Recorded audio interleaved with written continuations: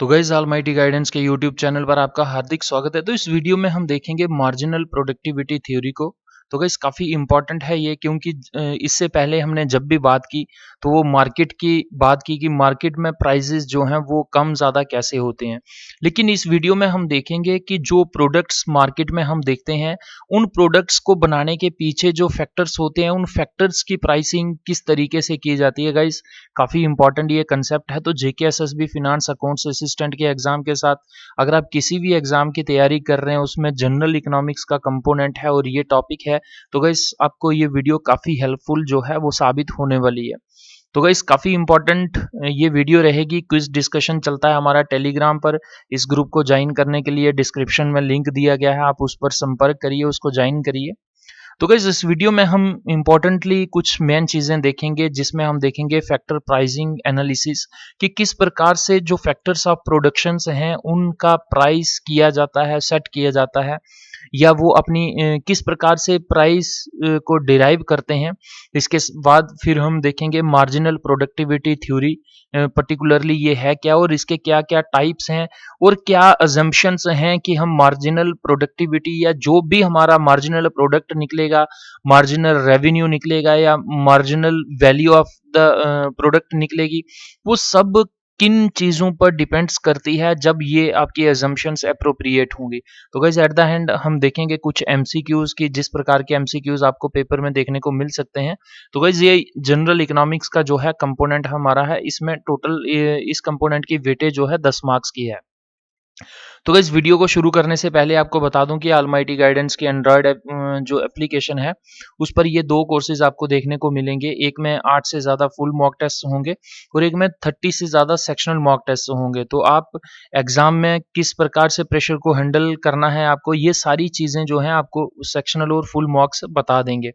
तो गाइज़ मैं आपको सजेस्ट करूँगा कि पढ़ाई के साथ-साथ जितना आप तैयारी कर रहे हैं उसके साथ रिवीजन करिए।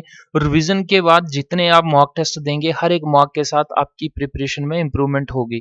तो गाइज़ ये हैं टोटल आपके पास इस कंपोनेंट में टॉपिक्स हैं, 13 टॉपिक्स हैं। तो इस वीडियो में हम देखेंगे 5th वाले टॉपिक का फैक्टर प्राइसिंग, जिसका नाम है, और मार्जिनल प्रोडक्टिविटी थ्योरी देखेंगे। जो रिकार्डियन थ्योरी ऑफ रेंट है, इसको हम नेक्स्ट वाली वीडियो में देखें। तो गाइज़ क्या है मार्जिनल प्रोडक्टिविटी थ्योरी? तो वीडियो को शुरू करने से पहले आपको ये थोड़ा पता होना चाहिए कि फैक्टर प्राइसिंग बेसिकली है क्या। तो गाइस एक एक लाइन को पढ़िए, पीडीएफ्स आपको मिल जाएंगे टेलीग्राम चैनल पर, तो वहां से आप ले सकते हैं इनको, टाइम टू टाइम रिवाइज कर सकते हैं। Theory of factor pricing are the theory of distribution. देखिए इस दोनों जो फैक्टर प्राइसिंग है, इसको हम और भी क्या कहते हैं, theory of distribution is concerned with analysis of how and in what manner the factors of production get remuneration for their contribution to the production process. सब समझाऊंगा, घबराने की जरूरत नहीं। As the production of goods and services in an economy is the result of the joint efforts of factors of production.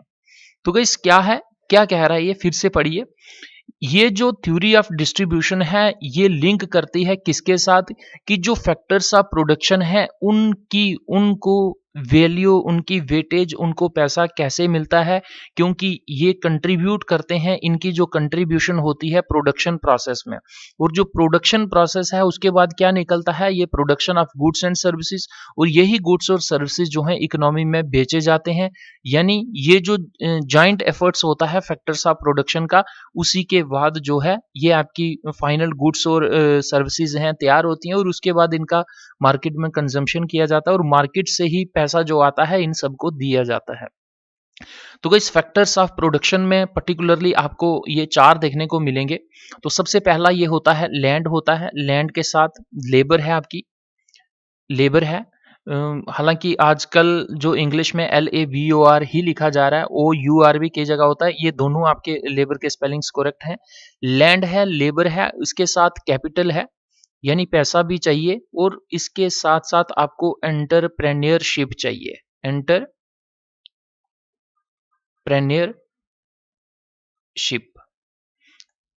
TRE है। तो guys entrepreneurship यानी आपके पास सबसे पहले जगह होनी चाहिए, लैंड होना चाहिए जिस पर आपने काम करना है, और उसके बाद आपके पास वर्क फोर्स होनी चाहिए, पैसा लगाने वाला होना चाहिए, और उसके बाद एंटरप्रेन्योरशिप होनी चाहिए। यानी एंटरप्रेन्योरशिप ये चीज़ होती है कि एक इंसान सारा जोखिम उठाता है, अपने से पैसा खर्च करता है और ये रिस्पॉन्सिबिलिटी लेता है कि मैं ये जितने भी ये फैक्टर्स ऑफ प्रोडक्शन को इस्तेमाल करके जिस काम को शुरू करने जा रहा हूँ, इसको मुझे सक्सेसफुल बनाना ही बनाना है।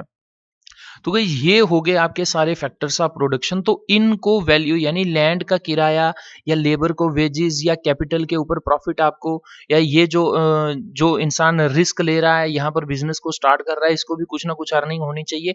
तो ये सारी अर्निंग इनकी जो पैसा है ये कहाँ से आएगा? ये मार्केट से आएगा, और मार्केट में जो प्रोडक्ट्स जाएंगे उनकी वैल्यू जो भी होगी वही वैल्यू रिटर्न बैक होकर इन फैक्टर्स ऑफ प्रोडक्शन को दिया जाता है। तो फैक्टर प्राइसिंग में क्या हम यहाँ पर देखेंगे कि किस प्रकार से जो पैसा है मार्केट से आता है और इनको इनका प्राइस किस तरीके से सेट किया जाता है। दो like the pricing of goods, the जिस प्रकार से हम गुड्स की प्राइसिंग करते हैं कि ये इसमें हमारा लैंड का इतना रेंट है, लेबर का इतना है, कैपिटल एंटरप्रेन्योरशिप, तो मानो कोई चीज़ हम बना रहे हैं वो हमें 100 रुपीज़ की पड़ रही है, तो उसकी हम वैल्यू 110 रुपये सेट कर देते हैं कि मार्केट में हम इसे 110 की बेचेंगे। यानी 10% हमारे बिजनेस के एक्सपेंशन के लिए हमारा प्रॉफिट आ जाएगा।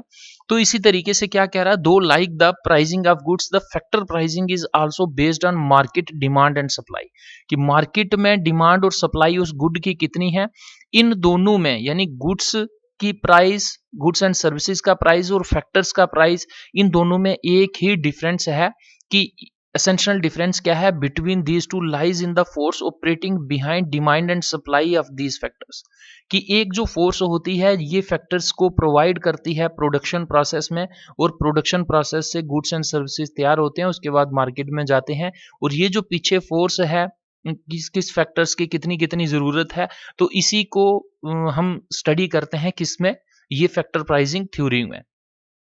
How much will be the demand for a factor, एक फैक्टर की डिमांड कितनी होगी, depend upon the quantity of goods that it helps to produce and the extent of demand for these goods in the market. तो देखिए दो चीज़ें हैं आपके पास, मैंने बता दिया कि आपके पास अलग अलग फैक्टर्स हैं, लैंड है, लेबर है, कैपिटल है, एंटरप्रेन्योरशिप है। एक प्रोडक्ट बन रहा है, किसी की इसमें ज़्यादा ज़रूरत है, किसी फैक्टर की कम है, किसी की कम है। तो देखिए इस फैक्टर की डिमांड जो है इस प्रोडक्शन प्रोसेस में डिपेंड करती है दो चीज़ों पे।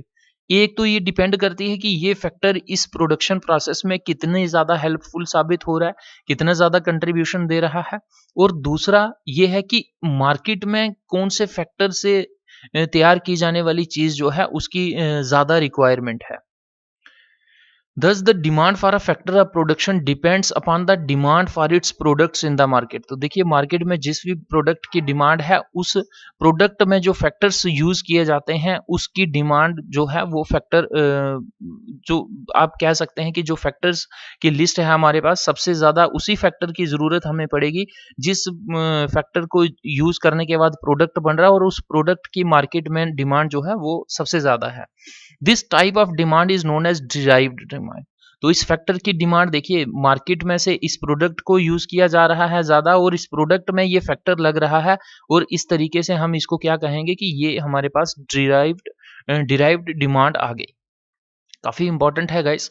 उसके बाद आ गया हमारे पास मार्जिनल प्रोडक्टिविटी थ्योरी। तो मार्जिनल प्रोडक्टिविटी क्या है, तो यहाँ पर आपको बता दूं कि मानिए आप यहाँ पर 10 जो हैं ये ऑरेंजेस डालते हैं, 10 ऑरेंजेस डालते हैं, और आपके जो हैं यहाँ पर देखिए आपके 2 ग्लास, जो 2 कप्स या 2 ग्लास आपके किसके बनते हैं, आपके जूस के निकलते हैं, आपके जूस के निकलते हैं। वहीं पर अगर आप 5 ऑरेंजेस और डालते हैं तो आपका 1 कप जो है वो और जूस का निकल जाएगा। तो यहाँ पर देखिए एडिशनल यूनिट्स को कंज्यूम किया जा रहा है और एडिशनल आउटकम आ रहा है, इसी को हम क्या कहते हैं, इसी को मार्जिनल प्रोडक्टिविटी कहते हैं। तो यही थ्योरी पे बेस्ड है। Marginal productivity theory contributes a significant role in factor pricing. तो ये फैक्टर प्राइसिंग मैंने आपको बताया कि प्रोडक्शन प्रोसेस है, ये आपकी मार्केट है, तो ये पीछे अलग अलग फैक्टर्स हैं, इनको यूज किया जाता है। तो कौन से फैक्टर का कितना प्राइस होगा ये सब डिपेंड करता है आपका किसके ऊपर, मार्जिनल प्रोडक्टिविटी थ्योरी के ऊपर। कैसे, तो ये मार्जिनल प्रोडक्टिविटी थ्योरी है, ये इसको क्लासिकल थ्योरी या फैक्टर प्राइसिंग हम कहते हैं। और इसका ओरिजिन कहाँ से हुआ, जर्मन इकोनॉमिस्ट थे एक TH वन थनेन, उन्होंने इसका कंसेप्ट दिया। हालाँकि इसके बाद और भी कई सारे इकोनॉमिस्ट ने जो है जैसे जे.बी. क्लार्क हो गया, वाल्रस, बैरोन, रिकार्डो और मार्शल इनने भी काम किया। तो बेसिकली अगर हमें ये क्वेश्चन आ जाए पेपर में who is known as the father of marginal productivity theory तो हम किसे कहेंगे? ये टी.एच. वॉन थनेन को कहेंगे और इन्होंने ये कंसेप्ट 1826 में दिया। और ये थ्योरी क्या कहती है? ये थ्योरी कहती है अंडर परफेक्ट कंपटीशन। तो गाइस परफेक्ट कंपटीशन कब होता है? जब आपके जितनी भी रिक्वायरमेंट्स हैं वो सब सेम हो। तो आगे मैं असम्पशन्स में आपको बताऊंगा कि परफेक्ट कंपटीशन होने के लिए कौन-कौन सी कंडीशंस चाहिए होती हैं और वो असम्पशन्स मानी जाती हैं और वो असम्पशन्स भी आपको नेक्स्ट वाली स्लाइड में बताऊंगा। तो क्या कहती है ये theory? The price of services rendered by a factor of production is equal to its marginal productivity. कि देखिए यहाँ पर मैंने आपको बताया कि ये 10 ऑरेंजेस आपके डाले गए थे पहले और उसके बाद 5 और डाले गए, तो ये सारे आपके क्या हैं? ये फैक्टर्स हैं। तो ये थ्योरी यही कहती है कि आप जितना फैक्टर ज़्यादा डालोगे इतना उसका आउटपुट ज़्यादा आएगा। यही इसका कोर कंसेप्ट है मार्जिनल प्रोडक्टिविटी थ्योरी का। क्या कह रहा है? Marginal product refers to the increase in amount of output by the addition of 1 unit of factor of production while keeping the other factors constant. तो गाइस देखिए यहाँ पर जो अदर फैक्टर्स हैं आपके वो बिल्कुल कांस्टेंट रहेंगे। तो कैसे? मानिए यहाँ पर आप जूस निकाल रहे हैं तो आपके पास एक मशीन है। एक मशीन है आपके पास ऑन एन एवरेज अगर आप एक ही मशीन दोनों ऑरेंजेस का जूस निकालने के लिए यूज़ करते हैं, जूसर जो होता है उसे यूज़ करते हैं, तो आपका ये सेम आउटकम रहेगा। तो अगर आप जैसे इंडस्ट्रीज़ में बहुत बड़ी मशीन यूज़ होती है, अगर आप उसमें 10 या 5 ऑरेंजेस डालोगे तो हार्डली वो पाइप से बाहर भी हो सकता है जूस ना निकले। यानी जब भी आपको ये करना है तो आपको एक ही सिमिलर मेथड को यूज़ करना है, सिमिलर मशीन को यूज़ करना है, सिमिलर जूसर को यूज़ करना है। The increase in the output with the addition of 1 unit of factors of production is known as marginal productivity. तो मैंने आपको बता दिया कि जितना आप फैक्टर्स ऑफ प्रोडक्शन और ऐड करोगे इतना इतना आपका और आउटकम निकलता जाएगा और इसी को हम क्या कहेंगे? एक्स्ट्रा यूनिट जब हम कंज्यूम करते हैं एक्स्ट्रा आउटकम निकलता है तो उसी को हम क्या कहेंगे? मार्जिनल प्रोडक्टिविटी कहेंगे। अब गाइस कुछ टाइप्स हैं हमारे पास, types of marginal productivity. The theory of marginal productivity can be understood more clearly by gaining knowledge regarding the different types of marginal productivity. तो देखिए ये सारे कंसेप्ट्स आपको लग रहा होगा कि ये थ्योरी बेस्ड हैं, यहाँ से क्वेश्चन क्या बन सकता है। लेकिन आजकल जो पेपर आ रहा है काफ़ी डायनेमिक से पेपर आ रहे हैं। आपको उस कंसेप्ट में इतना डेप्थ होना चाहिए, इतना आपकी उसमें पकड़ होनी चाहिए, होल्ड होना चाहिए कि उस कंसेप्ट में से अगर कोई भी क्वेश्चन कहीं से भी क्यों नहीं आता है, आप उसको अपने कॉमन सेंस से, आप अपनी नॉलेज से उसको हैंडल करेंगे। तो गाइस ये different types of marginal productivity, जैसे सबसे पहले हम देखते हैं यहाँ पर मार्जिनल फिजिकल प्रोडक्टिविटी। तो ये आपको फिजिकल फॉर्म में मिलेगी। कैसे? Refers to an increase in output occur due to the increase in 1 unit of factor of production. तो सिंपल सी चीज है, यहाँ पर आपको उसकी फिजिकल अपीयरेंस मिलेगी। तो मैंने आपको बता दिया कि 10 ऑरेंजेस अगर आप डाल रहे हैं तो 2 कप जूस निकल रहा है, तो वहीं पर 5 अगर ऑरेंजेस और डाल रहे हैं तो यहाँ पर 1 और निकल रहा है। तो ये आपका आ गया मार्जिनल फिजिकल प्रोडक्टिविटी। हम एक एग्जांपल के माध्यम से देखते हैं मार्जिनल फिजिकल प्रोडक्टिविटी की। देखिए यहाँ पर देखते हैं कि कोई एक लेबरर है, कोई एक इंसान काम करता है और क्या करता है वो अकेला इंसान जो है वो 4 क्विंटल ऑफ व्हीट यानी 400 किलो गेहूं को उपजाता है। अगर हम एक और लेबर को काम पे लगाते हैं तो वो क्या करेगा कि ये जो हमारी पहले 4 क्विंटल एक किसान व्हीट को उगा रहा था, अगर हम दूसरे को लगाते हैं तो वो भी 4 करेगा, तो ये हमारी कितनी हो जाएगी? टोटल 8 क्विंटल हो जाएगी। तो इसमें क्या हो गया कि एक जो है वो 4 को कर रहा है तो 2 8 को कर रहा है। तो यहाँ पर देखिए 2 8 को कर रहे हैं, तो ये मार्जिनल फिजिकल प्रोडक्टिविटी क्या हो जाएगा? हमने एक इंसान और ऐड किया और 4 क्विंटल इसने और गेहूँ को कल्टीवेट किया, तो ये जो हमारा 4 क्विंटल आ जाएगा, ये हमारा मार्जिनल फिजिकल प्रोडक्टिविटी आ जाएगी। गाइस आई होप कि आपको अच्छे से सब समझ आ रहा होगा। इसी प्रकार से आपको कंसेप्ट्स को इस्तेमाल करना है वहाँ पर और पेपर को क्लियर करना है विद अच्छे मार्क्स के साथ। तो गाइस उसके साथ दूसरा है मार्जिनल रेवेन्यू प्रोडक्टिविटी। तो यहाँ पर देखिए मार्जिनल रेवेन्यू प्रोडक्टिविटी, तो वहाँ यहाँ पर किसकी बात की जाएगी? यहाँ पर आपकी प्रोडक्ट्स की या उसकी क्वांटिटी की बात नहीं की जाएगी। यहाँ पर देखा जाएगा कि आप एडिशनल यूनिट कितना लगा रहे हो और उसमें आपको एडिशनल रेवेन्यू कितना आ रहा है। इसको हम क्या कहते हैं? ये मार्जिनल प्रोडक्टिविटी का सेकंड टाइप है, marginal revenue productivity. It refers to the concept of marginal productivity with respect to the change in total revenue। तो क्या है ये हम देखते हैं आगे। एज पर M J Ulmer, marginal revenue productivity may be defined as the additional to total revenue resulting from employment of one unit of product factor of production, all other things being constant। तो guys इस definition को आपने याद नहीं करना। तो ये क्या कह रहा है कि मार्जिनल रेवेन्यू प्रोडक्टिविटी को हम क्या कह सकते हैं कि आपके पास मानिए आप इतना काम कर रहे थे तो आपका इतना जो है टोटल रेवेन्यू है, लेकिन ये आप क्या करते हैं इसमें और एम्प्लॉय करते हैं एक यूनिट को, और जो टोटल रेवेन्यू में कितना और ऐड होता है, ये जो है इसको हम क्या कहेंगे? Marginal revenue productivity. एग्जांपल के माध्यम से समझते हैं हम। मार्जिनल रेवेन्यू प्रोडक्टिविटी की एक एग्जांपल है, कहता है कि अगर एक लेबरर जो है, one labour is able to produce wheat which is worth ₹50। अगर एक किसान व्हीट को उगाता है और उसकी कीमत कितनी है? 50 रुपए। अगर एक और लेबर को लगाया जाता है तो क्या हो जाएगा? Then the revenue generated from wheat would be ₹60। तो गाइस काफी इंपॉर्टेंट है। यहाँ पर देखियो, पहले हमने क्या किया था कि एक किसान जो है या एक लेबरर जो है वो 4 क्विंटल गेहूं को उपजाता था, तो जब हम दूसरा लगा रहे थे तो दूसरा क्या कर रहा था? तो दूसरा भी 4 क्विंटल कर रहा था। लेकिन यहाँ पर केस अलग है। यहाँ पर एक लेबरर जो है वो 50 रुपए का गेहूं उपजा रहा है, और जब हम दूसरे को लगाते हैं तो दोनों मिलकर कितने का करते हैं? ये 60 रुपए का गेहूं उपजाते हैं। तो यहाँ पर देखिए मार्जिनल रेवेन्यू प्रोडक्टिविटी क्या आ गई कि आपके पास एक ने काम किया 50 रुपए का, और जब आप दूसरा लगा रहे हैं तो दूसरा सिर्फ 10 रुपए का कर रहा है, यानी टोटल ये 60 रुपए का कर रहे हैं। तो इस तरीके से ये जो आपका 10 रुपीज है ये क्या आ जाएगा? ये मार्जिनल रेवेन्यू प्रोडक्टिविटी आ जाएगी। गाइस काफ़ी इंटरेस्टिंग फैक्ट्स हैं ये, काफ़ी इंटरेस्टिंग ये कुछ चीज़ें हम पढ़ रहे हैं।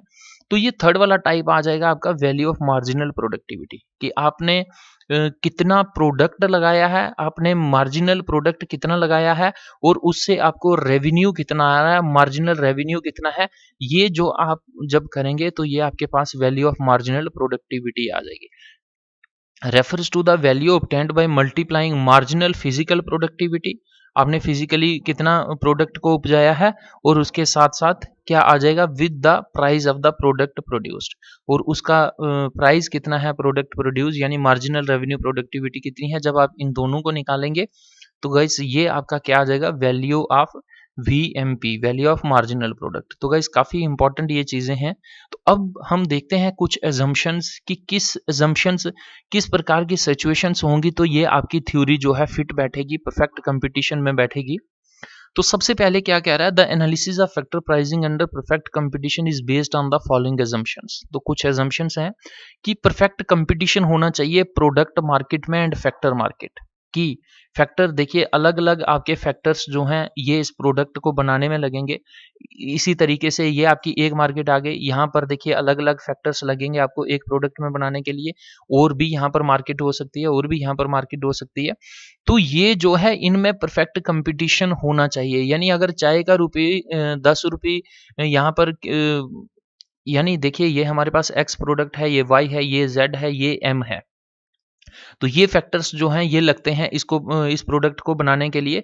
तो यहाँ पर एक्स का बिल्कुल सब्स्टिट्यूट होना चाहिए, आपके पास एन सब्स्टिट्यूट होना चाहिए, जिन दोनों को, जैसे हम मेडिसिन की दुकान पे जाते हैं तो हम कहते हैं कि ये इस कंपनी का मेडिसिन नहीं, हमें दूसरी कंपनी का दे दो, दूसरी का नहीं तीसरी का दे दो। तो जैसे हम पाँव में शूज़ डालते हैं, मानिए हमें 8 नंबर का शूज़ आ रहा है, या 9 का आ रहा है, 10 का आ रहा है, 6 का आ रहा है, तो देखिए उसमें हम नंबर तो उतना ही डालेंगे, लेकिन जो शूज़ हैं, मानिए कोई कपड़े का पहन रहा है, कोई लेदर का पहन रहा है, कोई किसी और चीज़ का पहन रहा है, तो यहाँ पर आपको समझना है कि परफेक्ट सब्स्टिट्यूट होना चाहिए प्रोडक्ट मार्केट में और फैक्टर मार्केट में, तभी जाकर जो है ये हमारी थ्योरी जो है एग्जैक्ट बैठेगी। आई होप कि आपको ये समझ आ गया होगा। यानी अगर आपको एक्स वाई जेड एम ये प्रोडक्ट्स लग रहे हैं तो इसकी बजाय आप और किसी को रिप्लेस करेंगे जिसका और ये एक्स का बिल्कुल जो काम है वो बिल्कुल सेम होगा। इसी तरीके से वाई का सेम होगा किसी और के साथ। यानी इनकी जो रिप्लेसमेंट होनी चाहिए वो बिल्कुल सेम होनी चाहिए। The number of buyers and sellers of factor services is large, और ये जो फैक्टर सर्विसेज जो हैं, यानी ये अलग अलग जो फैक्टर्स हैं इनकी जो सर्विसेज ये प्रोवाइड कर रहे हैं, या इनका जो कंट्रीब्यूशन प्रोडक्शन प्रोसेस में, इनको परचेज करने वाले काफ़ी ज़्यादा होने चाहिए। यानी अगर एक ही होगा तो वो अपनी मर्जी से इसको कम रेट पे भी खरीद लेगा। मानिए यहाँ पर 1 लाख या 2 लाख लोग हैं तो वो सब एक ही प्राइस लगभग इनका फिक्स हो जाएगा। उसके बाद क्या कह रहा है, all units of a factor are homogeneous. तो ये मैंने आपको बता दिया कि ये जितने भी फैक्टर्स होंगे इनका जो भी रिप्लेसमेंट होगा वो बिल्कुल होमोजेनस होगा, बिल्कुल सेम होगा। Factors of production are perfectly mobile, और ये मोबाइल भी होने चाहिए। ऐसा नहीं होना चाहिए कि एक्स की जगह वाई कभी भी नहीं ले सकता। यानी ये इस प्रकार के होने चाहिए कि इनके सब्स्टिट्यूट्स अलग-अलग होने चाहिए। There is perfect substitutability between factors and their units. तो यहाँ पर बता दिया कि यहाँ पर परफेक्ट सब्स्टिट्यूशन होना चाहिए। Buyers and sellers of factor services have complete knowledge about market conditions. तो मार्केट कंडीशंस की जो नॉलेज है वो जो ये फैक्टर्स को बेच रहे हैं और जो फैक्टर्स को खरीद रहे हैं, इन सब को एक कंप्लीट नॉलेज होनी चाहिए। ऐसा नहीं कि कोई नया फ्रेशर परचेज करने वाला आ जाए और उसको इस मार्केट की कीमत ही ना पता हो तो वो ज़्यादा कीमत दे के चला जाए, या वो ज़्यादा कीमत दे के वो खरीदे ही ना। तो ये जो परफेक्ट कंपटीशन है इसमें कहीं न कहीं इम्बैलेंस क्रिएट होगा। Buyers and sellers of factor services have complete freedom to enter and leave the market, और किसी प्रकार की कंपल्शन भी नहीं होनी चाहिए कि ए को बी को ही सेल करना है या बी ने सिर्फ ए से ही खरीदना है। यानी जिस प्रकार से आज की डेट में यूएस अलग अलग कंट्रीज पर सैंक्शंस लगा रहा है कि आप यहाँ से चीज़ नहीं खरीद सकते, वहाँ से नहीं खरीद सकते, तो किसी भी प्रकार की सैंक्शन जो है चाहे मार्केट को एंटर करने में चाहे मार्केट को लीव करने में नहीं होनी चाहिए। तो गाइस काफ़ी इंपॉर्टेंट ये है। तो गाइस इस प्रकार के अजम्पशंस जब आपके पास होंगे तो ही आप परफेक्ट कंपटीशन बना पाएंगे, और जो मार्जिनल थ्योरी ऑफ प्रोडक्टिविटी है उसको हम देख पाएंगे। तो गाइस किस प्रकार से क्वेश्चंस जो हैं पेपर में आपको देखने को मिलेंगे, तो इस प्रकार से क्वेश्चन देखने को मिलेगा। Which of the following is not the assumption of the marginal productivity theory of distribution. तो इनमें से कौन सा अजम्पशन नहीं है। होमोजेनिटी ऑफ अ फैक्टर क्या ये है। Perfect competition in the factor market क्या ये है। All factors except one are variable क्या ये है। Given stock of each factor and full employment क्या ये है। तो गाइस काफी इंपॉर्टेंट है ये। तो यहाँ पर देखिए आपका सी वाला आंसर आ जाएगा। क्यों। All factors except one are variable. जो भी फैक्टर्स ऑफ प्रोडक्शन है आपके वो किसी भी प्रकार के वेरिएबल नहीं होने चाहिए, वेरी नहीं करने चाहिए। ये सब के सब जो हैं ये सेम होने चाहिए। ये सब्स्टिट्यूटेबिलिटी इनमें होनी चाहिए। तो होमोजेनिटी होनी चाहिए, यानी एक प्रकार के फैक्टर्स होने चाहिए सब। परफेक्ट कंपटीशन होना चाहिए, और जितने भी वहाँ पर फैक्टर्स हैं उनका स्टॉक होना चाहिए। ये नहीं कि एक या दो ही फैक्टर्स हैं तो फंसे हुए इंसान को वही खरीदने पड़ेंगे। तो उनका एक पर्टिकुलर एक अप्रोप्रिएट स्टॉक होना चाहिए, और उनकी फुल एम्प्लॉयमेंट होनी चाहिए, एम्प्लॉयबिलिटी होनी चाहिए। गाइस मूव ऑन करते हैं नेक्स्ट क्वेश्चन की ओर। क्वेश्चन क्या कह रहा है, if marginal product of labour rises because of new technology. तो यहाँ पर देखिए, यहाँ पर ये आपके फैक्टर्स हैं। तो यहाँ पर ये फैक्टर्स हैं, यहाँ पर ये प्रोडक्शन प्रोसेस है, और यहाँ से जो है आपका आउटकम निकलता था। अब क्या कह रहा है, marginal product of a labour rises, कि यहाँ पर जो भी हम मानिए ये जो है ये 5 वर्कर थे, 5 वर्कर दिन के 100 जो हैं 100 पेंसिल्स बनाते थे, 100 पेंसिल्स बनाते थे, ये हाथों से काम करते थे। लेकिन एक ऐसी टेक्नोलॉजी इनको पेंसिल बनाने वाली मशीन मिल जाती है, यहाँ पर ये उसको एम्प्लॉय करते हैं, एक मशीन मिलती है। तो अब उसकी मदद से ये क्या करते हैं, 100 के बजाय जो है ये 500 पेंसिल्स जो हैं बना रहे हैं। तो 500 पेंसिल्स बना रहे हैं तो ऑब्वियसली यहाँ पर क्या होगा, इनका जो वेजेस हैं वो राइज करेंगे, या वेजेस कम होंगे, या वेजेस के पर जो इनको कीमत मिलती थी वो किसी प्रकार का इन पे इफेक्ट नहीं होगा, या ये कम भी हो सकती है, ज़्यादा भी हो सकती है। तो गाइज इस प्रकार का क्वेश्चन भी काफ़ी टेक्निकल है, आपको पेपर में पूछा जा सकता है। तो देखिए जब ये 100 पेंसिल्स बनाते थे तो तब इनको जो रेवेन्यू मिलता था, ऑब्वियसली अगर ये टेक्नोलॉजी के सहारे 500 पेंसिल्स मिल रही हैं तो कहीं न कहीं इनका जो रेवेन्यू है, ये रेवेन्यू जो है इनका ये बढ़ेगा, तो ये राइज़ करेगा। तो गाइस इसका ऑप्शन ए आंसर हमारा आ जाएगा। क्या कह रहे हैं, increasing the minimum ways for workers will, कि अगर आपने जो वर्कर्स लगाए हुए हैं उनके वेजेस को बढ़ाते हैं, उनको इंक्रीज करते हैं तो क्या होगा। ये यहाँ पर सॉल्व नहीं है, यहाँ पर सॉल्व है। तो क्या ये जो अनएम्प्लॉयमेंट की प्रॉब्लम है उसको सॉल्व कर देगा। Result in scarcity of workers की, क्या जो वर्कर्स की अवेलेबिलिटी है उस पर इफेक्ट पड़ेगा, क्या उनमें कमी आएगी, क्या वर्कर्स कम मिलेंगे एम्प्लॉयर्स को।